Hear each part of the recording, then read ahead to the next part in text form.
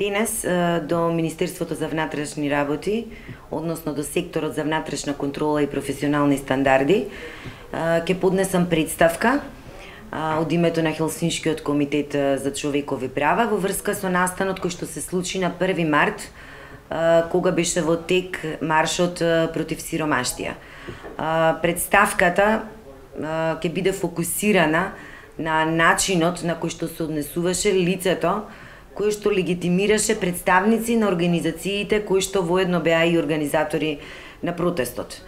Имено во текот на настанот бив информирана дека две лица, учесници на протестот, биле легитимирани од страна на непознато, неуниформирано лице. Кога се упатив на местото, го запрашав припадникот на полицијата,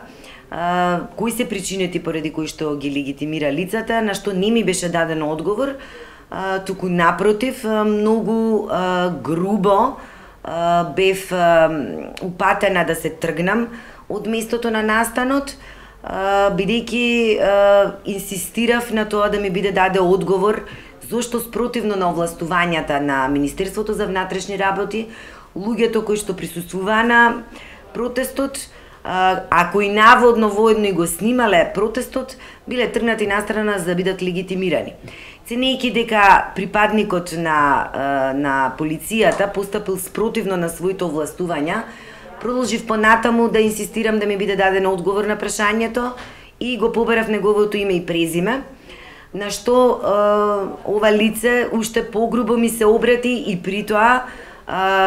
користејќи физичка сила, ме турна. Во моментот на настанот беше присутна и новинарката од Ал Џазеира, Милка Смилевска, и низиниот снимател, кој што се обидуваше да ја сними целата случка, меѓутоа, при расправијата исто така беше спречен понатаму да ја извршува својата работа, односно да го сними тоа што се случуваше. Настанот можеби ќе кулминираше многу полошо да не се приклучија и други лица кои што учествуваа на протестот, главно стечајци кои што ме познаваат и кои што вербално го нападнаа лицето, барајќи објаснување зошто толку грубо се однесува со мене и зошто примени физичка сила, односно толку насилно ме отурна. Денес ќе поднесам представката, барајќи одговор токму на овие прашања, особено со кои действија тие лица кои што беа тргнати од маршот и им беа побарани идентификации, кои действија тие ги сторија за да предизвикаат таква потреба да бидат легитимирани.